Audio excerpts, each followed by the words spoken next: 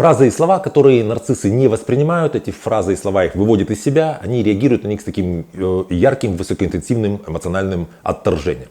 Для чего нужно знать эти фразы? Ну, во-первых, если, предположим, вы общаетесь с каким-то человеком, только начинаете общаться, и замечаете, что, так вот, по ходу дела, что он на вот такие фразы, на вот такие ваши послания реагирует очень так воинственно, скажем, не знаю, может быть, даже агрессивно и с таким явным непринятием, ну, надо задуматься вообще. Во-первых, стоит ли с таким человеком вообще общаться, и что там может происходить в его каких-то внутренних личностных, так сказать, структурах. Опять же, если вы находитесь уже в отношениях, предположим, вы мужчина, и вы понимаете, что ваша женщина нарцисс, или вы женщина, и понимаете, что ваш мужчина нарцисс, или, скажем, ваш начальник какой-то, ну, где-то в вашем общении есть люди, с которыми вам нужно общаться, и у них есть какие-то вот эти вот нарциссические черты, и вы понимаете, что вам нужно с ними договариваться. Тогда вы можете, в принципе, принимать такое, знаете, стратегическое решение. Либо вы избегаете эти фразы, если вам нужно не особо конфронтировать, либо вы можете с умом их применять для того, чтобы каким-то образом отставить от себя этого человека, так сказать, отодвинуть его, обозначить свои границы. Сейчас в эпоху личностных расстройств вообще тема нарциссизма стала таким общим местом. И, кстати, напишите в комментариях, если вам интересно, я могу записать видео о гипердиагностике нарциссизма.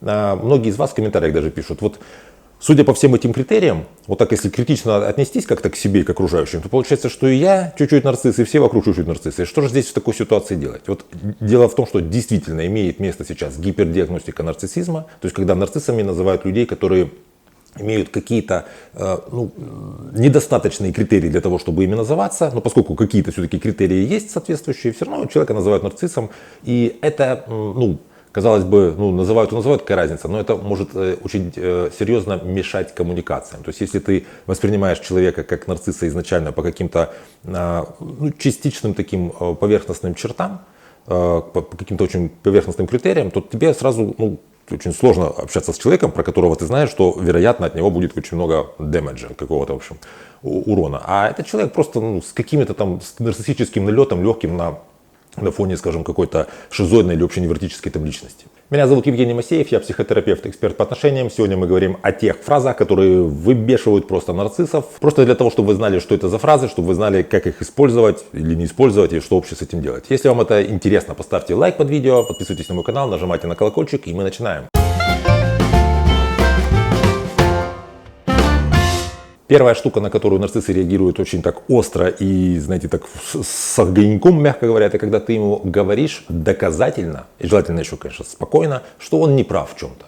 То есть, вот ты писала, например, что-то вот в переписке, сейчас ты мне говоришь, что мы вот договаривались так с тобой, вот же у меня есть доказательства, или там ты еще чего-то там ему подсказываешь. Или, например, нарциссы очень любят, знаете, вот быть с такой менторской немножко позиции, быть как будто бы истиной в последней инстанции. То есть, когда есть какое-то вот обсуждение каких-то вопросов, пускай это какие-то бытовые не очень важные вопросы, где можно таким образом проблему решить, можно таким образом проблему решить. Этот человек начинает диктовать, что нет, мы сейчас возьмем все вместе и начнем делать так, как я говорю, потому что так правильно, потому что я же знаю. Если ты ему показываешь, вот смотри, в интернете написано, что, предположим, там, я не знаю, с такими пластиковыми трубами вот такое там оборудование не ставится, или там, не знаю, с такими-то там, не знаю, с такой-то пищей нельзя вот там вот такие-то препараты или еще что-то. Вот здесь вот так вот написано. Вот в этот момент он себя чувствует так, как, знаете, когда вот маленький ребенок стоит в детском садике, на табуреточку он залез и всем читает какие-то стишки, что-то рассказывает, он в центре внимания, все на него смотрят. И тут, грубо говоря, так сказать, образно, эту табуретку из-под его ног вытаскивают, и он тут же падает, естественно, он упадет и будет ниже всех детей. То есть только что он был ментором, он был поучателем, он был таким, знаете, вот человеком, который, прям другим людям дарит истину, то есть значимость его была высока, потому что все на него смотрели как на как его маленького мессию. И тут бац, ему, в общем, все это рушится, и кто-то, кто должен был ему как бы подчиняться, давать ему этот нарциссический ресурс. Нарциссический ресурс — это когда вот нарцисс получает подкрепление своей значимости от окружающих людей, вот он что-то такое как-то вот творит, так сказать, великое, а все на него смотрят восхищенными глазами, и он чувствует, да, вот я расширяюсь, я становлюсь значимым. Вот. И вот его тут же этого решили, естественно, он это будет реагировать так вот агрессивненько. Вы наверняка знаете людей, которые легко признают свою неправоту, потому что в споре рождается истина. Это нормальная штука. У нарцисса в никаком споре истина не рождается, потому что у него истина рождается внутри меня. Я истина, я как скажу, так и будет. А если вы у меня это забираете, то, значит, меня как будто бы уже нет. Следующая штука, на которую нарциссы тоже реагируют очень, так сказать, агрессивно и неприязненно, это когда вы заявляете, что я что-то не буду, со мной что-то не произойдет. То есть, когда вы начинаете что-то пророчить, а ты отказываешься. Особенно это связано с такими ситуациями, когда, предположим, ну я не знаю, предположим, мужчина говорит женщине, что если ты не будешь делать так, как я тебе говорю, ты останешься без работы. Или там, скажем, не знаю, там что-нибудь такое, ты вот никому не нужна, если, предположим, ты хочешь, чтобы мы расстались, то ты потом останешься одна. А женщина спокойно говорит, нет, не останусь, нет, такого не произойдет. Вот на эти вещи также нарциссы реагируют как на, знаете, ну это же эффективное, так сказать, противостояние его вот этой манипуляции. А надо понимать, что, еще раз, задумайтесь над этим, нарциссы это не люди, которые злонамеренно манипулируют другими людьми с целью получения какой-то своей такой выгоды, как мошенники, знаете, или там какие-то авантюристы. Это человек, у которого есть такое вот на болезненной основе искривление личности, и многие из вещей, которые он делает неосознанно, потому что он иначе не может. И вот представьте, нарцисс искренне верит в свою такую вот уникальность, такую наносную и суперзначимость, и говорит вам, ну по сути как бы пытаясь помочь, обычно с такой интонацией говорит, он как бы несет вам благо, он говорит, что ты не можешь от меня уйти, потому что ты же останешься одна, и тебе необходимо находиться рядом со мной. И когда вы ему говорите, да нет, я не останусь одна, в этот момент вы же заставляете его усомниться в своей значимости, в своей вот этой вот уникальности, и вы его лишаете его вот этой вот защиты, в результате он опять же проваливается, и на фоне этих очень интенсивных неприятных эмоций, естественно, он начинает так вот реагировать, он начинает агрессировать и говорить по поводу того, что там, как ты смеешь такое говорить, там, и старается вас как-то очень нелепо, но интенсивно убеждать в обратном, в том, о чем все-таки он говорит. То же самое касается ситуации, когда вы говорите ему, что вы не будете что-то делать. Опять же, вы таким образом показываете четкую границу между собой и другим человеком, когда вы ему говорите, что я к тебе отношусь, скажем, там, с каким-то конструктивом, я не считаю тебя каким-то супер врагом, но при этом то, что ты мне предлагаешь, я делать не буду, потому что в этом месте наши с тобой потребности, наши с тобой желания, наши с тобой намерения, они не совпадают. А раз они не совпадают, значит, я не буду делать то, что ты хочешь. Если ты хочешь это делать, делай это сам или с кем-то другим, или как хочешь по-другому. Тем самым, проводя границу между вами и нарциссом, вы разрушаете его вот это вот слияние, в котором он себе представляет себя, как будто бы он является, знаете, командиром команды, состоящим из двух людей. То есть он человек, который принимает решения в вашей команде, а тут бац, вы вдруг какую-то проявили автономию, проявили какую-то вообще, я не знаю, самостоятельность. То есть это что же означает тогда? Вы равны ему по значимости. В его мире он может быть достаточно значимым, достаточно важным, он может иметь возможность уважать себя, любить себя, только если он один в этом мире, он лучше всех. И если есть какой-то человек, который хотя бы как-то равен ему, то естественно, что он начинает проваливаться. Стоит ли говорить, что нарцисс, так сказать, не очень ровно реагирует на ситуацию, когда вы начинаете выказывать какое-то восхищение другими людьми? То есть как только вы начинаете говорить о том, что вот этот человек, он как-то мне нравится то, что он делает, этот человек классно, там у него классная музыка, этот человек неплохо в карьере добился. Тут же он, как минимум, начнет ворчать по поводу того, что все вокруг там криворукие, все вокруг там какие-то имеют, я не знаю, там мажоры, из-за них там кто-то когда-то вот заплатил, где-то там пошептал. Это все люди, которые нечестно добились своих результатов, а как максимум он просто будет вести себя агрессивно и говорить о том, что ты за глупости такие говоришь, как ты можешь говорить, эти люди все, они все, мы же понимаем, что не чита мне, но он прямо об этом может не сказать. По факту, если вы восхищаетесь кем-то при таком человеке, то такого человека это будет просто бесить. Тяжелая артиллерия. Обесценивание. В принципе, когда мы в общении с людьми обесцениваем другого человека или говорим о том, что мне не настолько важно, что ты говоришь, как ты думаешь, то, как правило, людям это неприятно слышать. Но вот нарцисс будет на это реагировать вообще очень сильно неприятно, потому что любое ваше обесценивание его приводит к тому, что он, как мы понимаем, получает от вас просто противоположную вещь от той, которую он вообще ожидал. Он ожидал, что вы будете как-то восхищаться, будете вникать, будете всячески показывать, что вы являетесь частью его этой свиты, частью его вот этой вот поддержки нарциссической. То есть вам очень важно, что с ним происходит, и вы, собственно, как-то вникаете, вы следите за тем, как он идет по жизни. А тут вы говорите, что мне это не важно. То есть это бывает в ситуациях, когда вы с человеком договариваетесь, и по каким-то вопросам он желает вам как бы навешать на вас какую-то ответственность за свои какие-то переживания, ответственность за свои какие-то дела, которые вас не касаются. И вы говорите: мне это просто не важно. И вот эти вещи для меня сейчас не важны, потому что я сейчас там, у меня времени нет, у меня не хватает там, эмоционального какого-то ресурса. Просто мне не важно вот то, о чем ты говоришь. И опять же, если это здоровые отношения, взрослые люди, то когда тебе человек говорит, что мне это не важно, ты говоришь, хорошо, тебе это не важно, смысл об этом говорить, давай поговорим лучше о том, где у нас есть точки соприкосновения, о тех вещах, которые для нас важны.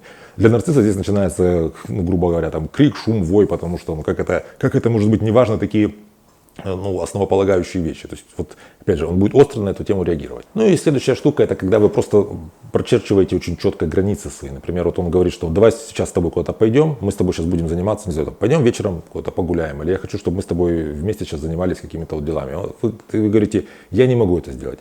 Как в обычных отношениях человек, если он уже, так сказать, собрался, он начнет включать какие-то, навыки переговоров.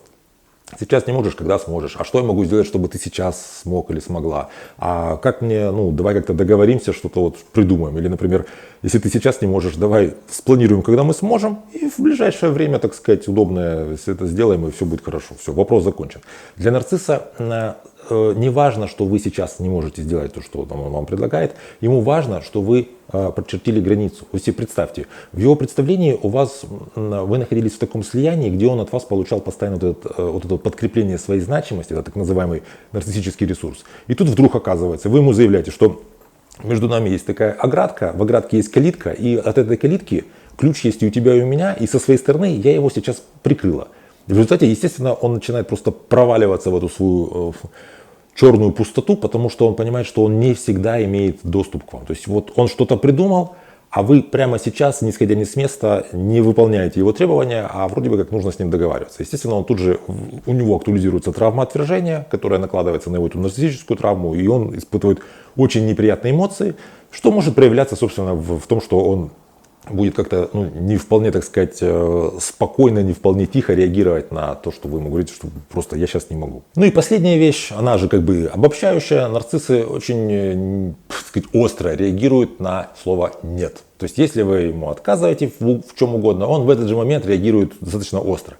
В принципе, это нормально для людей, когда ты с какому-то близкому человеку или с человеку, с которым ты как-то находишься в отношениях, что-то его просишь, что-то предлагаешь, он тебе отказывает, тебе отказали, это неприятно. Но в такой ситуации ты можешь договариваться, ты можешь подойти с этой просьбой позже, ты можешь как-то передоговориться на какое-то другое время. То есть куча вариантов, что дальше делать. В конце концов, даже если это какое-то окончательное «нет», то это конец, может быть, между вами двумя в этих отношениях, но это не конец для тебя. То есть тебе здесь сказали нет, значит, я пойду где-то в другом месте, узнаю, как по-другому, так сказать, удовлетворить свои потребности. Дело в том, что у нарцисса, вот его этот человек, от которого он получает нарциссический ресурс, это человек, который является, по сути, таким чем-то уникальным и это важно, потому что ты не можешь входить просто и вот от кого угодно, с кем угодно вступать в такие отношения и получать этот ресурс. Если тебе тот человек, на которого ты надеешься, в том, что ты можешь у него, так сказать, вот так полечиться, говорит нет, то ты, естественно, тут реагируешь уже не по поводу того, о чем мы там договаривались, а по поводу того, что тебя лишают способа вот сейчас получить эту вот такую нарциссическую поддержку. Поэтому как только вы говорите «нет» и видите такую какую-то реакцию, какая-то неадекватно сильная реакция, то, значит, надо задуматься, что здесь происходит с душой того человека, который находится напротив вас. Почему он так неадекватно реагирует? Я бы хотел вас предостеречь, опять же, от гипердиагностики вообще нарциссизма, потому что, во-первых, невозможно заниматься какой-то диагностикой, если ты находишься в отношениях с человеком, потому что ты предвзят. Даже если ты имеешь необходимую специализацию, скажем, если ты психиатр. Если ты не психиатр, то ты не можешь сделать это уже как минимум по двум причинам. Потому что ты некомпетентен и потому что ты предвзят, ты находишься в контексте. Невозможно человека диагностировать. Это не умаляет тот факт, что есть определенное количество людей в обществе с нарциссическими чертами личности, есть гораздо меньшее количество людей с нарциссическими личностными расстройствами нарциссического спектра. Но при этом надо понимать, что сейчас в эпоху личностных расстройств нарциссизм, вообще понятие нарцисс стало общим местом. И я в комментариях часто встречаю такие справедливые замечания, что так а что же делать? Я посмотрела на эти критерии, Так и у меня что-то есть, и там у мужа моего есть, и у всех знакомых есть, я не знаю, так если все кругом так или иначе нарциссы, так зачем тогда это надо, как с этим, что с этим делать? Все нарциссы, типа вот все, расходимся, что же делать с этим? Очень важно замечать, какие черты есть у вас, какие черты есть у людей, с которыми вы общаетесь, и вот эти проявления нарциссизма, это проявление, по сути, такой инфантильности в коммуникациях, то есть это проявление неэффективности взаимоотношений. То есть, возвращаясь к видео, которое сегодня записал, если вы человеку говорите, что я не хочу что-то делать, а он начинает как-то там эмоционально реагировать, то вы не договоритесь с ним. И не имеет значения, нарцисс он или не нарцисс, это означает, что вы с ним договориться не можете. Если вы ему указываете на то, что вот посмотри, как ты себя ведешь, и он имеет критику и говорит, ну да, действительно, что-то я как-то разогнался, давай все-таки договоримся, и вы договариваетесь, вот вам положительный эффект. То есть вы договорились с человеком. Если вы ему указываете, а он еще больше начинает реагировать, вот так вот инфантильно, опять же, запираться, что ты мне тут указываешь, я там, я не знаю, там мини-Наполеон, а ты тут прям начинаешь мне вот это вот такие вещи разгонять. Значит, вы в таком случае получаете дополнительное убеждение в том, что с этим человеком, вот в таком контексте договариваться невозможно, контрпродуктивно. Вот таким образом можно подходить к этой теме вообще. Напишите в комментариях, если вы замечали, что вы когда-то вот говорили одну из тех фраз, которые в этом видео представлены кому-то из своих близких, и они как-то неадекватно на это реагировали. Например, ты говоришь там, что я восхищаюсь там каким-то человеком, он так классно что-то делал, а вот какая-то непонятная реакция, человек беленится прямо от того, что ты кем-то восхищаешься. Или ты там говоришь, что я не могу что-то делать, и человек просто не принимает вообще возможность того, что ты можешь что-то, так сказать, не мочь.